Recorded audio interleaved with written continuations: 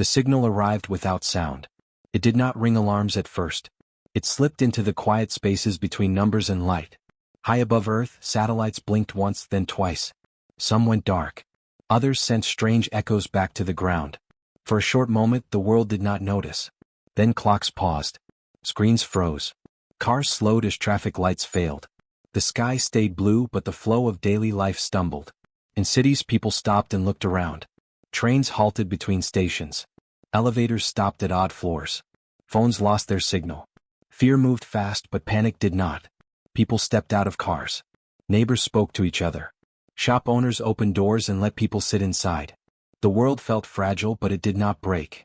In a quiet building far from the noise, Daniel sat before a wall of screens. He was a signal analyst. His job was to watch the background noise of space. Most days it was dull, static, random waves. Today was different. The noise had shape. It rose and fell with purpose. Daniel leaned closer. His hands moved over the keys, slow and careful. "This is not solar," he said to no one. His voice was calm, but his heart beat faster. The signal did not repeat like a message. It pressed down like weight. It touched many systems at once. Power grids dipped. Satellites drifted off course. It was not violent. It was firm. As if someone far away had placed a hand on Earth and waited. Daniel ran filters. He stripped away known patterns. What remained made his breath catch. The noise was organized. It was layered. It had intent. "This is a test," he whispered. Down the hall, Emma worked with a small team in the network room. Cables lined the walls. Old lights hummed overhead. Her screen showed red lines where connections had dropped. She did not curse. She did not shout. She rolled up her sleeves and started rerouting traffic by hand. "Switch to ground links," she said. "Forget the satellites for now." "But the load," someone began. "We can carry it," Emma said. "Just slower." They moved fast. Old systems came online. Backup lines that had not been used in years warmed up. Data crawled instead of flying, but it moved. Hospitals stayed connected. Emergency lines stayed open. News traveled by radio when video failed. Outside, people adjusted. Offices closed early. Schools sent children home. Parents walked instead of drove. In some places, power flickered, then steadied. In others, it stayed off, but candles appeared in windows. Fear was there, but it did not rule. Daniel watched the signal push and pull. It never crossed a line. It did not shut everything down. It did not destroy. It pressed, then waited. Pressed again, then paused. "They expect us to go quiet," Daniel said to his recorder. "They expect silence." He sent a note to Emma's team. Not long. Just a warning. Pattern confirmed. Not random. Not natural. Emma read it and nodded. "Then we don't go quiet," she said. She authorized a wide broadcast. Not a reply to the signal. Not yet. A message to Earth. Simple words. Clear tone. Systems are under stress. Stay calm. Local networks are active. Help your neighbors. The message spread through radio waves and short links. It was read aloud in many languages. People heard it in cars, in homes, in dark rooms lit by phones running low on power. The message did not promise safety. It promised effort. Above Earth, the apex watched. They were old. They had tested many worlds. Their signal was meant to judge, not to speak. Worlds that fell silent were weak. Worlds that screamed were unstable. The apex expected Earth to vanish into noise or chaos. Instead, the noise shifted. The pressure met resistance, not force but shape. Systems bent but did not break. Signals rerouted. Messages shortened. Life continued, slower but steady. "That is unexpected," one observer noted. On Earth, Daniel adjusted his filters again. He noticed something new. The signal reacted. Not much. Just enough to notice. "It's listening back," he said. He did not try to answer it. Not yet. He watched. He learned. He mapped the edges of the pressure. Where it touched hardest. Where it faded. He shared the data. Emma used it to protect the weakest points. Small towns. Remote clinics. Old grids. She sent texts with tools and paper maps. She told them to trust their training, not the screens. Night fell. Cities were darker than usual, but not dead. Stars looked sharper. People gathered on rooftops and sidewalks. Some were afraid. Some were quiet. Some felt a strange calm. The signal pressed once more, then held. Earth did not go silent. Radios hummed. Voices carried. Generators thumped. Heartbeats stayed steady. Daniel leaned back and closed his eyes for a moment. He felt tired but clear. "We're still here," he said softly. Emma stepped outside and looked up at the sky. She did not know who was watching, but she knew this moment mattered. Humanity was being measured not by strength but by response. They listened. They adapted. They stayed present. And somewhere beyond the dark, the apex took note. The pressure returned at dawn.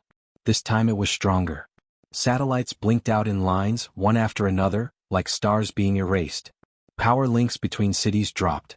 Large screens went black. Data centers fell quiet. The apex did not rush. They cut slowly, watching how Earth would react. On the ground, people felt the change right away. Trains stopped running. Water pumps slowed. Some cities lost power in wide blocks. The sky was still clear, but the world felt heavy again. Still, Earth did not panic. In a small town near the coast, Alex stood inside an old radio room. The place smelled of dust and oil. The equipment was older than he was, but it worked. He turned a dial and listened. Static, then a voice. Faint but real. "We have contact," he said. Maria stood beside him with a clipboard and a pencil. She marked times and places by hand. No tablets. No cloud systems. Just paper and ink. She smiled just a little. "Good," she said. "Let's keep it simple." They had been volunteers before this. Now they were connectors. When the big systems failed, small ones mattered. Alex ran cables between buildings. Maria climbed ladders to fix old antennas. Others joined them.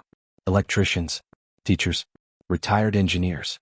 People who remembered how things worked before everything was wireless. Across the world, the same thing happened. Old radios came out of storage. Copper cables were cleaned and reused. Hand tools replaced smart machines. Messages traveled slower, but they traveled farther than expected.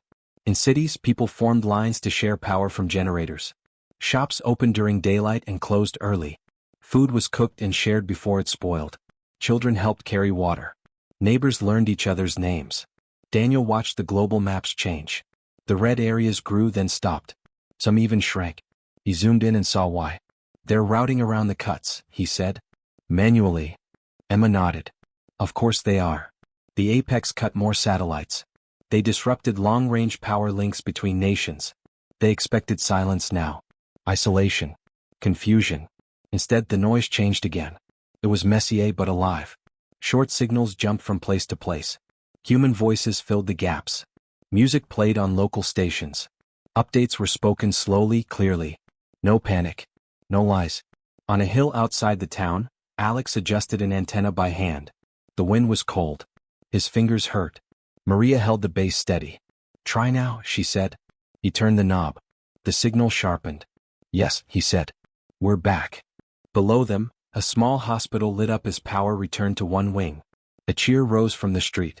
It was not loud, but it was real. The apex observed in silence. "This species should be fragmenting," one said. "Their systems are primitive without support." Another replied, "They are replacing systems with people." The pressure increased again. A test within the test. The apex blocked space communication entirely for one long minute. Earth went blind to the stars. But Earth did not go quiet. Radios filled the air. Short signals bounced across hills and cities. Runners carried messages on bikes. Paper maps were spread on tables. Chalk was used on walls to share news. In one city, a blackout hit during surgery. Doctors switched to manual lights. Nurses held lamps steady. The operation continued.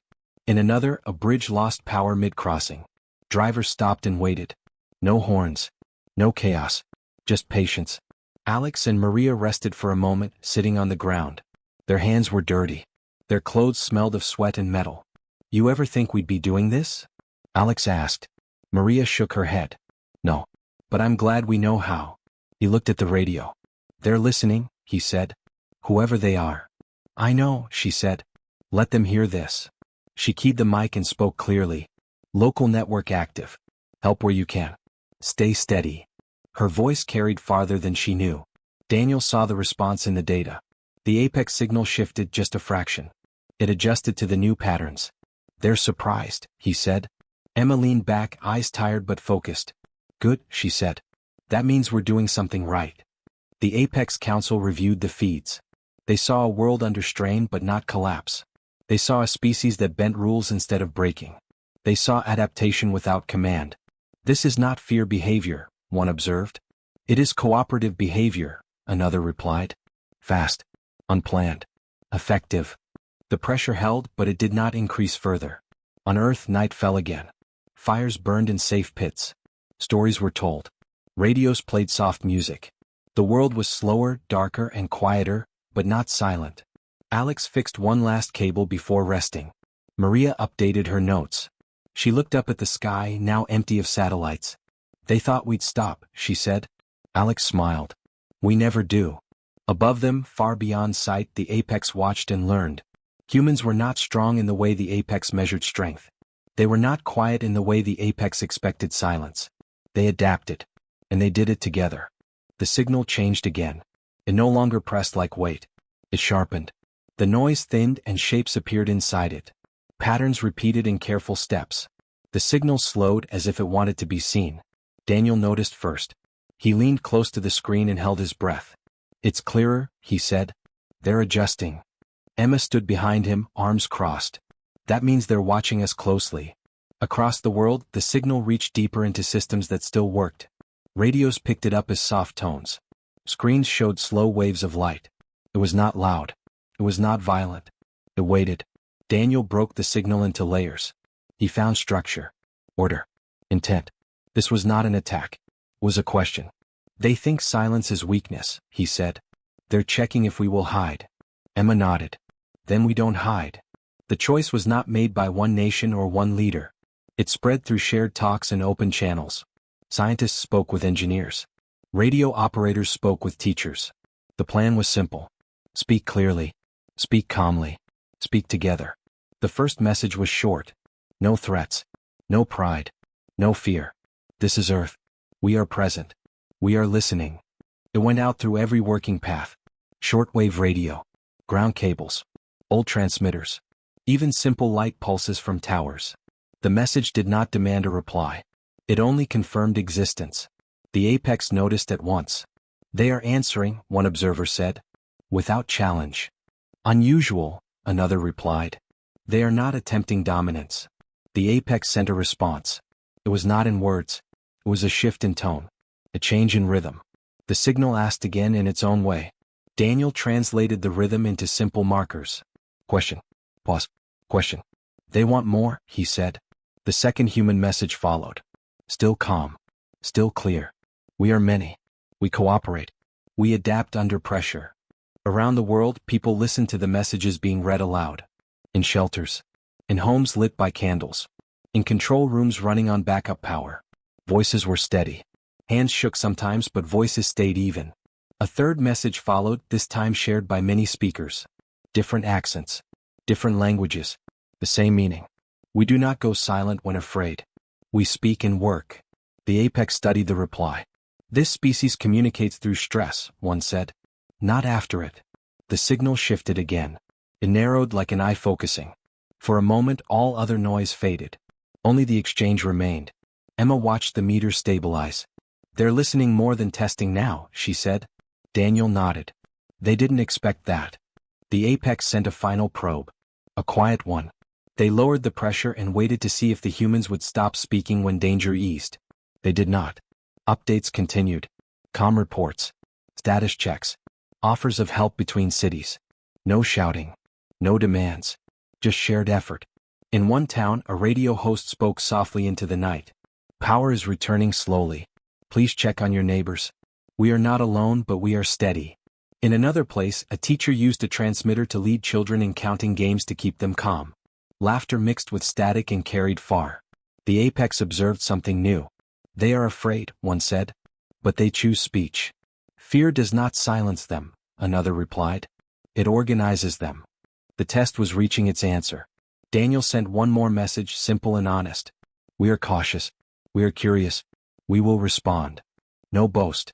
No challenge. Just truth. The signal eased further. Systems began to recover in small ways. Some satellites flickered back online. Power links steadied. Emma exhaled slowly. She had not realized how tense she was until that moment. They heard us, she said. Yes, Daniel replied. And they learned something. Far beyond Earth, the apex recorded the results. Silence was not the sign of strength they believed. Speech under fear was. On Earth, the night felt lighter. People slept in short shifts. Radios stayed on. Voices stayed present. Humanity had answered, not with force, but with calm words that refused to disappear. The silence from space came without warning. One moment, weak satellite links still whispered across the planet. The next, they were gone. Every channel that reached beyond the sky closed at once. No echoes. No delay. Just empty space. The apex watched carefully. This was the final test. No stars speaking back. No path outward. They believed this would break the pattern. A world cut off from the sky should fall inward in quiet. On Earth, the change was felt fast. Tracking screens went blank. Space agencies lost all contact with orbit. The last satellites faded like dying sparks. For a breath of time, the planet stood alone. Then life moved again. Radios crackled. Local towers lit up. Short-range signals leapt from hill to hill, from city to city. They were weak alone but strong together. Messages hopped across the land like stones across water. Emma watched the maps change. Red zones spread then stopped. Yellow lines appeared instead, ground links, human links. They've cut the sky, she said. So we'll use the ground. Across neighborhoods, people shared what they had. Extension cords ran between houses. Generators were placed in open yards so many could use them. Food was cooked in large pots and handed out without counting. In one city block, an old man fixed a hand pump so water could flow again. In another, a group of teens carried batteries door to door. No one waited for orders. They just acted. Daniel moved to a smaller room deep in the building. It had thick walls and old equipment. On the table sat a simple transmitter. No screens. No automation. Just metal wires and a worn switch. This will reach them? Emma asked. Daniel shook his head. No. Not directly. Then why send it? Because the message matters, he said. Outside the night was dark but alive. Candles glowed in windows. Fires burned safely in open spaces. Voices carried through streets. The world felt closer, smaller, more human. Short-range signals crossed borders. They were translated and repeated. A message spoken in one place was heard in another hours later. Slow but steady. We are active. We are sharing. We are still here. The apex noticed the change at once. They cannot reach us, one observer said. Yet they continue. They are speaking inward, another replied. Not outward. The apex expected silence when the sky went quiet. Instead, Earth grew louder in its own way. Daniel adjusted the transmitter. He waited for the right moment. The signal window was narrow but real. The apex were still listening even without open channels. He pressed the switch and spoke slowly. We are human. We are connected to each other. We do not stop when paths close. He paused, then added the final line. We will not go quiet. The transmitter hummed and went still. Across the world, people felt the pressure ease. Not fully, but enough. Systems stabilized. Lights flickered back on in small pockets. The planet breathed out. Emma sat beside Daniel. Neither spoke for a long time. They tried to isolate us, she said finally. Daniel nodded. They learned we don't need the sky to stay human. Far above, beyond the dark edge of space, the apex reviewed the last data. No collapse. No silence. Only persistence. This world answers without needing to be heard, one said. It speaks even into itself, another replied. The test was over. On Earth, dawn began to rise. The sky lightened. People shared breakfast. Repairs continued. The world was tired but unbroken. Humanity had spoken one last time, not to space but to itself, and that was enough. The pressure did not return. For a long moment, nothing happened at all. No signal. No wait. No test. Space felt empty again, like a held breath finally released. Far from Earth, the apex gathered to review what they had seen. The records showed clear lines and broken ones. They showed power loss, fear signs, stress marks. But they also showed something else, something rare. Silence never came. This world did not fail, one observer said. They did not submit, another replied. They did not shout either. The apex reviewed each phase. When systems failed, humans adapted. When space was cut off, they turned inward instead of collapsing. When fear rose, speech continued. Calm voices. Shared effort. They speak under pressure, one apex noted. Even when afraid. They replace systems with unity, another said. That is not weakness. The final mark was placed beside Earth's record. Where? Resilient. No intervention required. The apex ships shifted course. One by one they withdrew from the edge of the system. No farewell was sent. No warning followed. The test was complete. On Earth the change was felt slowly. Power grids stabilized. Long-distance links came back online. Satellites reconnected and resumed their quiet paths across the sky. Lights returned to cities like scattered stars. Streets brightened. Homes warmed. Screens flickered back to life. People cheered in some places. In others they simply sat down and rested. Emma stood on a rooftop as the first full sunrise since the blackout spread across the sky. The light touched broken antennas and repaired cables. It painted the city in soft gold. Below her traffic moved again. Shops opened. Voices rose in normal morning sounds. Life did not rush. It resumed. Daniel joined her, holding a cup of coffee that tasted better than it should have. "Looks like they're gone," he said. Emma nodded. "They got their answer." Daniel looked out over the city. "Funny," he said. "They expected silence." Emma smiled. "We're not very good at that." Around the world reports came in. No invasion. No follow-up signal. Just empty space where pressure once had been. People shared stories of what they did. How they helped. How strangers became neighbors. How fear was real but it did not win. Children went back to school with new lessons. Engineers saved notes on old systems. Radios stayed stored but ready. That night many people looked up at the sky. It looked the same as before but it felt different. Not empty. Just distant. Humanity had been measured. And when silence was expected, they answered together.